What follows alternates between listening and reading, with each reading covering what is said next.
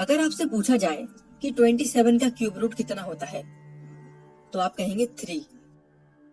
अगर आपसे पूछा जाए कि 64 का क्यूब रूट कितना होता है तो आप कहेंगे 4 होता है। लेकिन अगर मैं आपसे पूछूं कि 29 का क्यूब रूट कितना होता है या फिर 53 का क्यूब रूट कितना होता है तो आप नहीं बता पाएंगे, क्योंकि ये सब नॉन परफेक्ट नंबर्स हैं। तो आज के इस वीडियो में मैं आपको ऐसी ट्रिक बताने वाला हूँ जिससे आप नॉन परफेक्ट नंबर्स का क्यूब रूट चुटकियों में निकाल सकेंगे। मान लीजिए हमें 29 का क्यूब रूट निकालना है, तो सबसे पहले मेरा काम ये पता करने का होगा कि वो कौन सा नंबर है जो 29 के बहुत ज्यादा पास है, जिसका क्यूब रूट हम पहले से जानते हैं।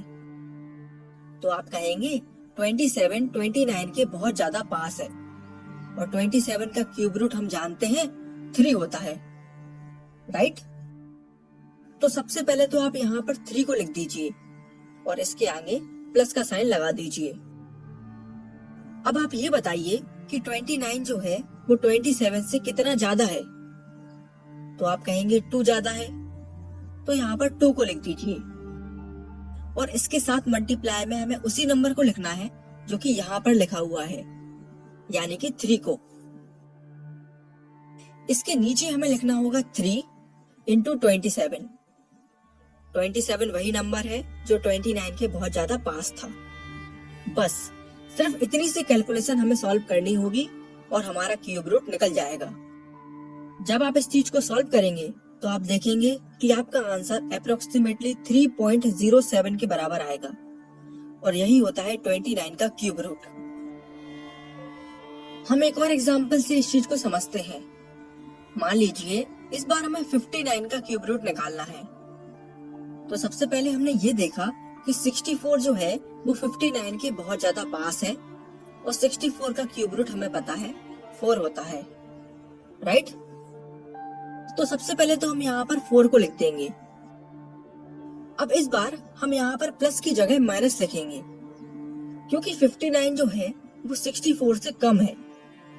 पिछली बार 29 जो था वो 27 से ज्यादा था, इसीलिए हमने प्लस लगाया था। इस बार 59 जो है वो 64 से कम है, इसीलिए हम माइनस लगा रहे हैं, ठीक है? अब हमने देखा कि 59 जो है वो 64 से 5 कम है, तो हम यहाँ पर 5 को लिख देंगे और इसके साथ मल्टीप्लाई में हम उसी नंबर को लिख देंगे जो कि इस जगह पर लिखा हुआ है, यानी कि 4 को। और इसके नीचे हम लिखेंगे 3 इंटू 64। 64 यानी वही नंबर जो कि 59 के पास था, और बस इसी चीज को हम कैलकुलेट कर देंगे तो हमारा क्यूब रूट निकल जाएगा। जब आप इसको कैलकुलेट करेंगे तो आप देखेंगे कि आपका आंसर 3.89 के करीब आएगा और वही होता है 59 का क्यूब रूट। चलिए इस बार हम एक बड़े से नंबर का क्यूब रूट निकालते हैं। मान लीजिए हमें 131 का क्यूब रूट निकालना है। तो हमने देखा कि 131 125 के बहुत ज्यादा पास है और 125 का क्यूब रूट हम जानते हैं 5 होता है। तो हम यहाँ पर 5 को लिख देंगे और इसके आगे प्लस को लगा देंगे, क्योंकि 131 जो है वो 125 से ज्यादा है। कितना ज्यादा है? तो आप कहेंगे 6 ज्यादा है, तो हम यहाँ पर 6 को लिख देंगे और जो भी नंबर यहाँ पर लिखा हुआ है उसको इसके साथ मल्टीप्लाई कर देंगे और इसके नीचे हम लिखेंगे 3 इंटू 125 और बस इसी चीज को हम कैलकुलेट कर देंगे तो हमारा क्यूब रूट निकल जाएगा। आप देखेंगे कि इसको सॉल्व करने के बाद आपका आंसर आएगा 5.08 और यही होता है 125 का क्यूब रूट।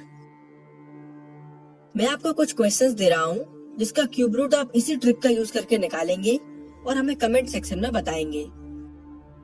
अगर आपको हमारा ये वीडियो पसंद आया है तो आप इस वीडियो को लाइक करके हमें अपना फीडबैक दे सकते हैं। Thank you for watching.